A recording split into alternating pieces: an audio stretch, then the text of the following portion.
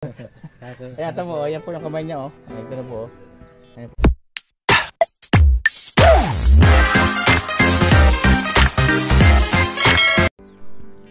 Hello. Good morning mga katrokes. Ngayon po ay may dumating dito, mamimili galing Lopez. Mamimili sila ng mga scrap. Nagtamang-tama naman. Naglilinis ako ngayon, so marami akong scrap dito. So ibibenta ko sa kanila, no? So ito si Kuya. Si Kuya po ay paumanin sa kanya. Siya po ay walang kamay. Anong pangalan mo, Kuya? George Pabilipores. So napaano yung kamay mo, Kuya? Sa kuryente po, building. Nakuryente po siya. So ayan, nakilala natin si Kuya. Anong name mo, Kuya? George Pabilipores. George Pabilipores. Ano po siya? Ano siya kasama mo? Bayaw ko po, driver. Bayaw. Ito, ano Kuya ang pangalan mo? Jeff. So, si Kuya Jeff po yan. Tapos si Kuya George. Magkasama po sila para mamili ng scrap. So dito po sila sa amin sa bundok. Nakakaon po yung kanilang tricycle. So dito ang bibilihin nila yung mga scrap na dito. Naglilinis kasi ako dito may dumaan sila na naka-tricycle. So ito yung ating mga scrap dito. Okay, so ipakalat-kalat na lang natin. Ayan. Then, bigyan natin sa kanila. So ito ang gamit nila tricycle, oh. Ayan. Umuwi sila ng marangal, maayos. Dahil sa ganitong hanap buhay, kahit medyo maliit ang kita, at least marangal, dito sila, mabait naman sila.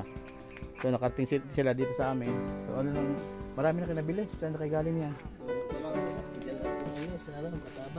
Batabat. So sige, tingnan natin yung mabibili nyo dyan. Piliin ninyo kung alin yung mabibili natin.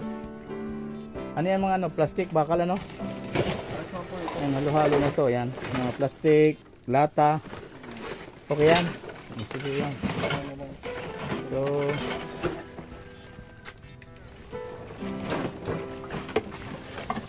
ayan sila. So, swerte naman at may dumaan ditong mamimili. Pero hindi ko ipagbibili sa kanila, hindi ibibigay ko lang. Para makatulong sa kanila. Maliit lang na bagay, pero gusto ko itulong sa kanila. So mag-aabot din tayo ng konting tulong sa kanila, kahit maliit lang. At least sana makatulong sa inyo.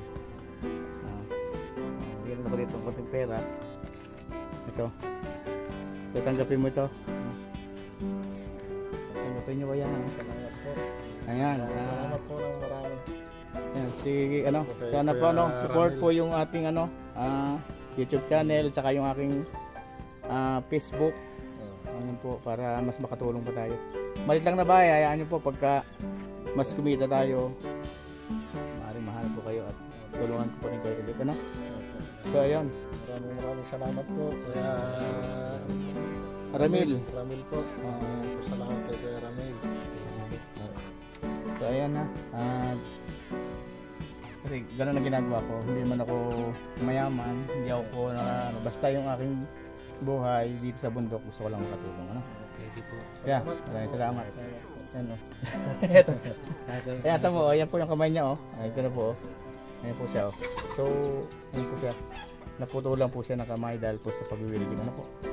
So konting ingat po sa ating trabaho, lalo po sa mga kuryente, po, para makaiwas tayo sa disgrasya. Si Kuya po, ayan, nakating po sa atin. Hindi naman natin sinasadya na sila makating dito. Natutuwa naman ako at nakilala ko sila. So balik tayo, Kuya, dun sa nangyari sa iyo, Huwag mo namang mamasamain yung aking tanong, So yun nga, Kuya, anong nga nangyari doon? Bakit nagkaganon yung pagka-process ko, sir, pag welding ko, may bubungan ako ng bahay. So napadikit po yung bakal kong hawak doon sa light. Ayun. Kaya buti ka agad, na-rescue ko agad. Nahulog po. Nahulog na ako. Kasi nakita ka ng mga kasama mo. Ako lang ho ang gumagawa. Buti may nakita sa iyo. Sa barangay Hulo kasi maraming mga tao sa babae. Ayun. So, hindi ka na kumano, hindi naman. Bali sa Batangas City po ako dinala sa regional.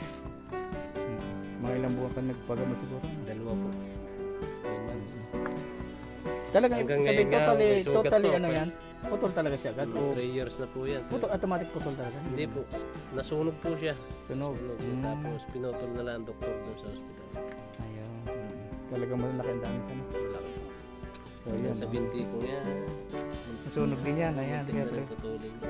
buti lang nakalibre. Ano, at hindi naman parang manipis na yung balat niya, no? Manipis na po yan. Kasi ano na yung tampinan. Ayan po yung pan.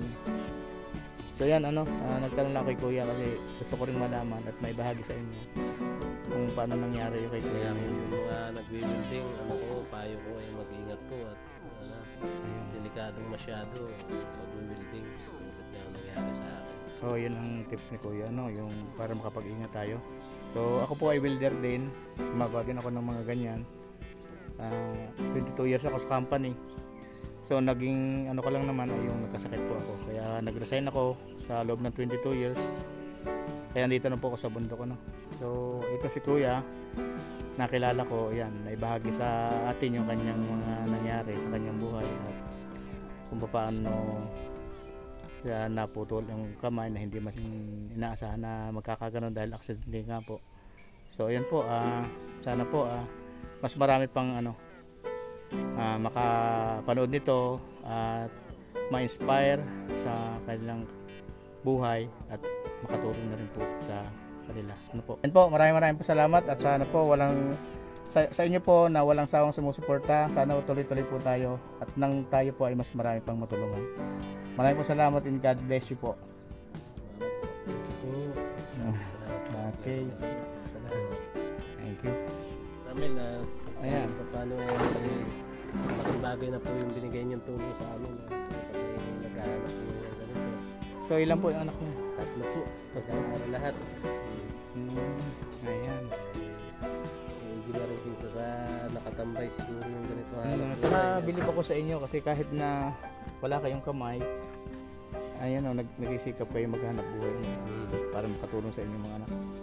So, yun nga po, kasama si Kuya Jeff, ayan, na kaagapay ni Kuya George na yan, namimili ng scrap. Sana po, supportahan natin sila para na sa ganun po ay makapagpatuloy lahat yung anak nila sa pag-aaral. Ano po? So, ayan, binigyan na natin yung scrap sa kanila. Meron naman tayong konting scrap dito. So, ayan, kaya nagabot din tayo ng konting tulong. Sana mas malaki pa at may mga tao na may makakilala sa kanya na maaaring makapagpaabot ng tulong sa inyo. So maraming salamat rin sa inyo. Nakarating kayo dito sa amin. Ayan. Makakilala tayo ng bagong kaibigan. So ayan, ayos naman ang buhay niyo doon. Ayos naman po. Nagkasaka rin kayo, hindi naman? Hindi na po, hindi na nakapagsaka. Ito na, hindi na pwede. So si Mrs. mo, anong trabaho? Hatid sundo lang po sa school. May maliit pa ako ay. Ay sa iyo Kuya? Nag-aaral po, isa lang po.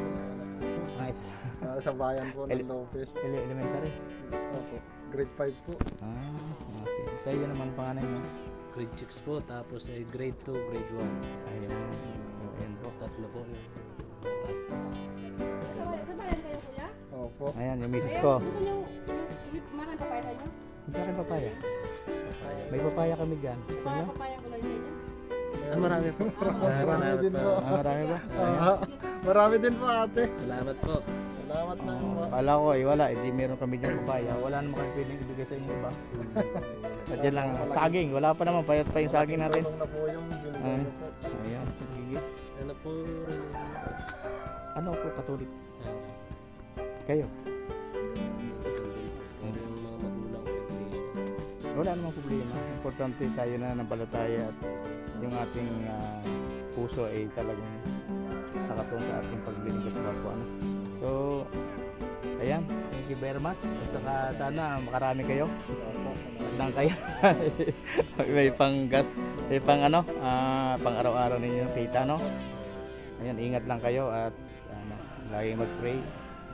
Darating din yung panahon na mas lalo tayo yung i-bless. So ayan, thank you sa inyong dalawa ha. Ayan, sa nakarating kayo sa amin at sana magkita-kita pa ulit tayo ng ano. Sige ha, thank you so much. Maraming salamat Okay. po. Thank you po. Ayun.